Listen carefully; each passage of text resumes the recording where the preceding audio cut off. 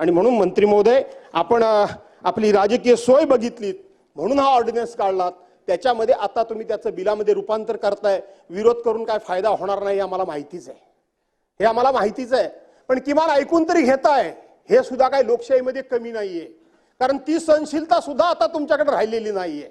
इतकं पाशवी बहुमत मिळाल्यामुळं तुमचा इतका अहंकार वाढीस गेलाय। आता एकेकाळचे आम्ही खास मित्र,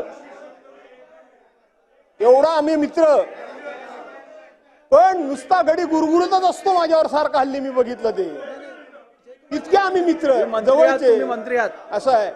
ऐकून घेतील, मी तिकडे दुर्लक्षच केलं जयकुमारजी ऐकून घेतील। नाही मला माहिती आहे, मी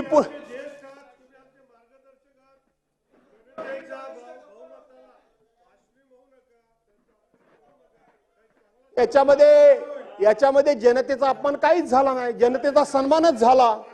जनतेमध्ये सन्मानच झाला की तुम्हाला एवढं बहुमत दिलं की त्या बहुमताला मी पाशवी म्हटलं, जनतेच्या निर्णयाला नाही मी म्हटलं, तुम्हाला दिलेलं बहुमत पाशवी। ठीक आहे, रेकॉर्डवरनं चुकीचं असेल तर तपासून मी निर्णय घेईन। चला अध्यक्ष महोदय, आपण तो निर्णय घेऊ शकता, तो आपला अधिकार आहे। तपासून घेईन असं नाही घेणार, जरा चला पुढे। तेच सांगतो, पण या निमित्तानं आता खेळीमेळीचं वातावरण आहे। माझी तुम्हाला विनंती आहे अध्यक्ष महोदय, मगाशी आपण आपल्या चेंबरमधून ऐकलं असाल, तालिका सभापती इथं बसले होते, विरोधी पक्षाच्या वतीनं राज्यपालांच्या भाषणावर मी माझे विचार मांडायला उभा राहिलो। माझे तुम्ही रेकॉर्ड करून बघा, 4 मिनिटं पण मला बोलायला मिळाली नाही। अध्यक्ष महोदय, तालिका सभापती स्वतः सांगता आपण निर्णय काय देऊन गेलात की 7 तास चर्चा होईल, मंत्र्यांच्या उत्तरासह ट्रेझरी बेंचला निम्मा वेळ आणि ट्रेझरी इथं विरोधी पक्षाला निम्मा वेळ।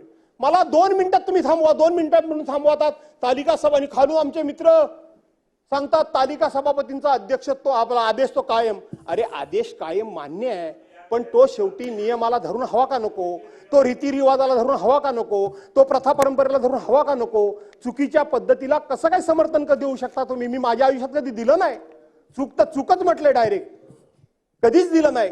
आणि म्हणून माझी विनंती एवढीच आहे, त्याच्या ऐका ना अध्यक्ष महोदय, जरा ऐकून घ्या तुम्ही पण, आता असं नका करू, जरा ऐका माझं। मी तुम्हाला एक अध्यक्ष महोदय नम्रपणे अति नम्रपणे सांगतो की खालून सर्रास अध्यक्ष महोदय हे रेकॉर्डवरून काढून टाका, हे रेकॉर्डवरून काढून टाका, हे सांगितलं जातं। आपल्यासारखा माणूस म्हणतो मी तपासून बघेन, परंतु एखादा तालिका सभापती डायरेक्ट म्हणतो काढून टाकेन। अध्यक्ष महोदय, एखाद्या सदस्याने केलेलं वक्तव्य, एखाद्या सदस्याने केलेलं भाष्य, एखाद्या सदस्याने केलेलं भाषण हे रेकॉर्डवरून काढून टाकणं अध्यक्ष महोदय हा फार फार फार मोठा अपमान आहे। आपण विचार करू, हा बापरेच सांगतो, तेच सांगतो अध्यक्ष महोदय।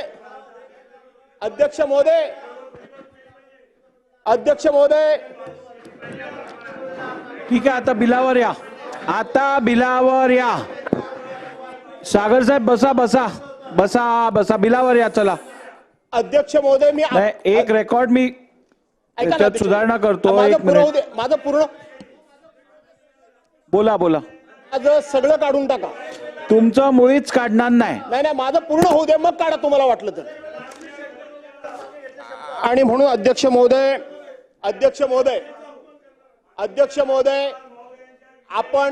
आपण सर्रास हे काढून टाकतो, ते काढून टाकतो। अध्यक्ष महोदय, हा विषय गंभीर आहे, हा एवढा सोपा नाहीये। अध्यक्ष महोदय, एखादा माणूस बोलला त्याचे शब्द काढून टाकणं म्हणजे ही फार मोठी शिक्षा आहे, फार मोठा अपमान आहे, फार मोठा इन्सल्ट आहे। अध्यक्ष महोदय, या ठिकाणची एक घटना मी तुम्हाला सांगतो। कैलासवासी गोपीनाथराव मुंडेंच्या कारकिर्दीतले, जरा ऐका, गिरीश ऐका, बोला, मी ऐकतोय, बोला, आपण ऐका। कैलासवासी गोपीनाथराव मुंडेंच्या कारकिर्दीतली मधली एक मी घटना सांगतो अध्यक्ष महोदय। मुंडे साहेब नेहमी असे बोलायचे आणि मुंडे साहेबांच्या हातात काही लिहिलेलं नसायचं, पण ते शेवटी इतका अनुभव होता, एवढं तोंडपाठ होतं, ते डायरेक्ट यायचे आणि सभागृहामध्ये असा कागद फडकवून बोलायचे। आणि अध्यक्ष महोदय, त्यांनी एकदा भाषण केलं आणि ते सभागृहातून निघून गेले।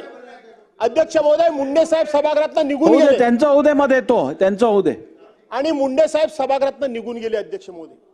आणि त्याच्यानंतर कुणीतरी अशाच पद्धतीने हरकत उपस्थित केली। माझं पूर्ण ऐका, हे माहिती असली पाहिजे, हे रेकॉर्डवर आहे। आणि तात्कालीन अध्यक्षांनी सांगितलं की काय आता कैलासवासी आहेत, पण गोपीनाथराव मुंडेंचं मी वक्तव्य सभागृहाच्या पटलावरनं काढून टाकतोय। अध्यक्ष महोदय, मुंडे साहेब बाहेरून आतमध्ये आले, मी या सभागृहामध्ये तेव्हापासून बसलेलो होतो. मुंडे साहेबांनी त्यावेळेला ते सांगितलं की माझं वक्तव्य काढण्यापेक्षा हा माझा राजीनामा घ्या.